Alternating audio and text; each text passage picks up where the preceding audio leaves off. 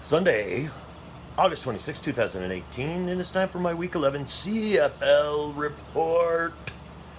How did I do this week on my picks? 2-2. Thank you, Montreal, for breaking another losing streak when I predicted you wouldn't. But good for Montreal to win. Also, Saskatchewan kind of bit me in the butt with BC. But I did get Hamilton right, and I did get Calgary right. So we'll start off with Hamilton versus Edmonton. 25-24. I thought Hamilton would win this game only because they had a little bit more time to prepare. Weird game in the fact that it's like if you look at the first quarter, all Hamilton 10-0. You look at the second quarter, all Edmonton 24 points, and it was all by Edmonton in the second quarter. Third quarter, all Hamilton 3 points. Fourth quarter, all Hamilton 12 points, and that goes 25-24. It was like they made a rule that it's like, okay, Edmonton, you get one quarter to score all your points, and then Hamilton gets the other three to try to score points, and it was just enough. So yeah, not really sure what happened there. Both teams, I thought that just because they had the extra time is the only real difference for Hamilton to really win this game. It's not that I really feel like they're a better team than Edmonton. I just think that at home, having the extra week is what gave them the edge. Riley didn't play that well, 15-25 for 250 yards. He did throw 3 touchdowns, though. Hamilton, Masoli did a little bit better, 27-44, touchdown, but 2 INTs. So he's still making a few mistakes. Green rushed the ball fairly well, 19 carries for 104 yards. And then you had 2 guys over 100 yards receiving in Tasker and Jones. So, it's one of those things where I don't think Edmonton really. Gable ran the ball pretty effectively, averaged 10 yards a carry, and Williams had 116 yards receiving. But, overall, it was at one point Edmonton's up 24-10, then they're up 24-13, and then they give up 12 points in the fourth quarter and lose the game. It's just one of those things where Hamilton really kind of dominated in a lot of categories. They had 25 first downs. They almost doubled the passing yards. Masoli almost doubled the passing yards for that were allowed. Total yards, they outdid them by over 200 yards. Hamilton only punted 5 times compared to 10 punts by Edmonton. And time of possession was, Hamilton had it for 11 more minutes. So it's just one of those games where I only really feel like that game was Hamilton's because Hamilton had more time to prepare. That also puts Edmonton at 6-4. They're still second in the West, but Hamilton is now 4-5, which puts them second in the East. This is the game that messed me up. Toronto versus Montreal. I thought Toronto would win this game. Toronto was favored by 5.5, but I'm not a huge believer in Pipkin. And McLeod Bethel-Thompson had been playing really, really well, and Toronto had won 2 in a row. So I thought, okay, Toronto should be able to go into Montreal with the backup to the backup. I mean, this is like the 4th quarterback they've used this year. So I thought, okay, so it should be one of those things where Toronto goes in. They won't win by a lot, but I thought they would still win. Not so much. They gave up 9 points in the 4th quarter to Montreal, and Montreal came from behind to win the game. But it was extremely evenly matched. If you look at really the stats, you look at first downs. It was 18-22 on first downs. Total passing yards. I know they take sacks into account. 291 yards, 294 yards. Total yards for both teams 349-379. Sacks given up is, it was 2 sacks and 1 sack. Only 1 interception was thrown. One team punted, Toronto punted 7 times, and Montreal punted 6. And the time of possession was almost dead on, 29:55 for Toronto to 30:05 for Montreal. These two teams were very evenly matched. McLeod Bethel-Thompson, 26-37, 296 yards and a touch. And Pipkin, 22-32 for 300 yards and an interception. And I can already feel that there's going to be some kind of weird quarterback controversy that's going to happen in Montreal about should you play Pipkin or should you put Manziel in when he's healthy. Here's how I'm going to think about this, and I'm going to continue to think about this, and I've mentioned this before. You gave up 2 first-round picks and 2 players to bring in Johnny Manziel. He's got a 2-year contract, so it's not like he's there for the next 4 years where you can maybe play Pipkin this year, let him finish off the season, and then have Manziel for the next 3 years. He's got a 2-year contract. You're halfway through this year. You're a little bit more than halfway through this year. You're still only 2-8.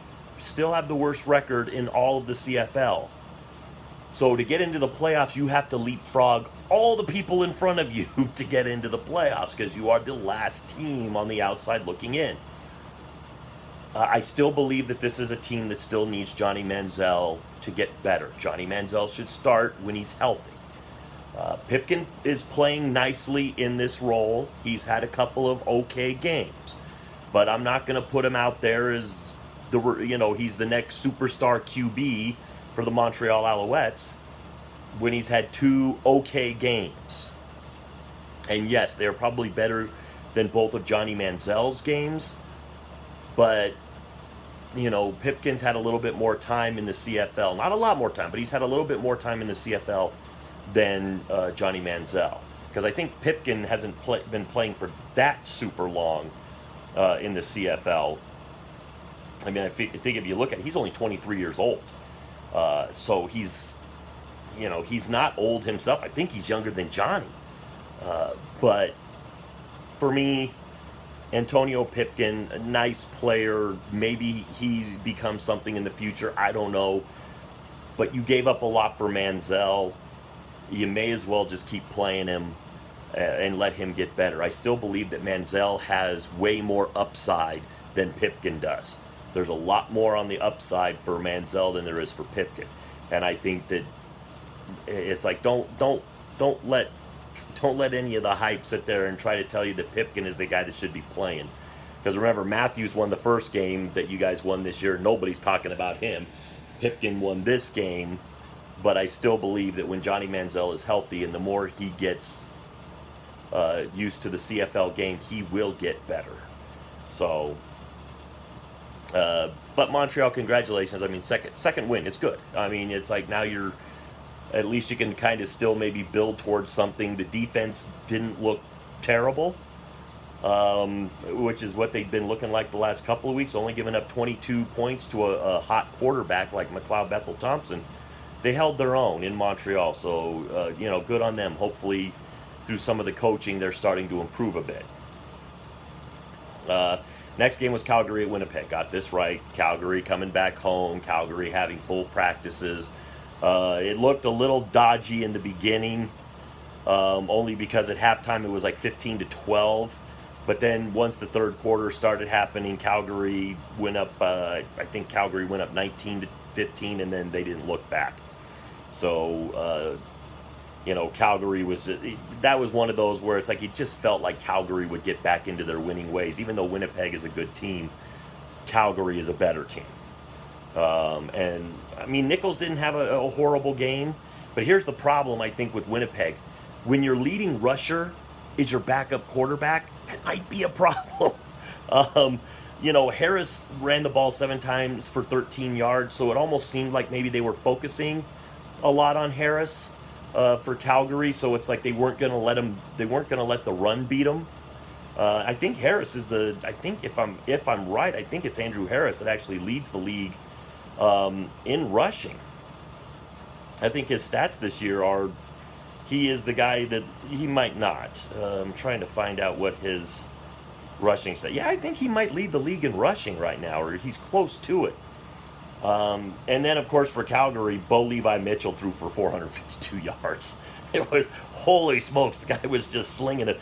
And Kamar Jordan was definitely a beneficiary of this, catching 10 balls for 249 yards. So, yeah, great game for Kamar Jordan and for Bo Levi Mitchell. The offense was clicking. I mean, it really was. You didn't really have to have much of a running game because why? Obviously, throwing the ball was very effective for the Calgary Stampeders. So they're back on their winning ways. And then a game that was battle of two really closely matched teams. This was a tough game to pick, but I thought BC being at home in Vancouver would pull this one out, but they didn't. Saskatchewan did win this game. Zach Collaros and Lulay, neither one of them really was, magnificent. Collaros 19 of 32, 215 yards, touch and an INT. Lulay 21 of 36 for 240 and a touch. It's just one of those things where nobody really stood out as being spectacular in this game, but the stats for team stats almost dead down the center on a lot of this. Both of them had 16 first downs. They both had a little over 200 yards passing. They both had close to, Saskatchewan had 288 total yards. BC had 304 total yards. The real difference in this game looks to be the two fumbles that BC lost. But time of possession is close, 31 minutes to 28, 29 minutes. So everything else is really, really close. And I think maybe the one thing that kind of kept them close, or that gave Saskatchewan the edge, is the two fumbles that BC lost. And as we all know, fumbles are drive killers. They just are. First half, there was a ton of points scored. Saskatchewan was up 20 to 18 at half, and then the second half 4-3. 4-3. That's it. That's how you get 24 to 21, because there was no offense in the second half. But Saskatchewan is now third in the West, and that puts BC dead last in the West. So, all in all, it was 2-2, close games except for one. But if you look at the scores, Hamilton beat Edmonton 25 to 24. Montreal beat Toronto 25 to 22. Saskatchewan beat BC 24 to 21. None of those three teams scored over 25 points. Hamilton 25, Montreal 25, Saskatchewan 24. Those were the winning scores. Then, of course, you had Calgary with 39 points. But look at Winnipeg. Winnipeg scored 26. That's more points than all three of those teams that won, and they lost. So it's kind of one of those, a lot of good close games, except for Calgary and Winnipeg. But it still keeps Ottawa on top with 12 points at 6-3. Hamilton now pulls, a little bit closer because now they're 4-5 and they have 8 points. Edmonton didn't really lose that much ground because they were already up 2 points on Winnipeg, but now Saskatchewan has kind of joined them as well with 10 points as well. So Saskatchewan's 5-4, Winnipeg's 5-5. So probably what this means is Winnipeg is still playing. I'm not sure who has the week off next week. It looks like Toronto plays. So it looks like Montreal has the week off. Nope, Montreal plays Ottawa, Winnipeg plays Saskatchewan, Edmonton plays Calgary, Toronto plays Hamilton. I don't know why in my head I cannot picture the team that is not playing next week, and I guess that would be Edmonton. You got, I guess that would be, boy, that bugs me, because it's like I would just like to know this stuff off the BC. BC has the week off next week. Probably a lot of people are screaming, going, BC, it's the Lions have the week off. But yes, BC has the week off. So BC's 3-6. I'm not sure when Winnipeg is going to get theirs off because they're 5-5. I mean, they've gotten 10 games. They're the only one that's played.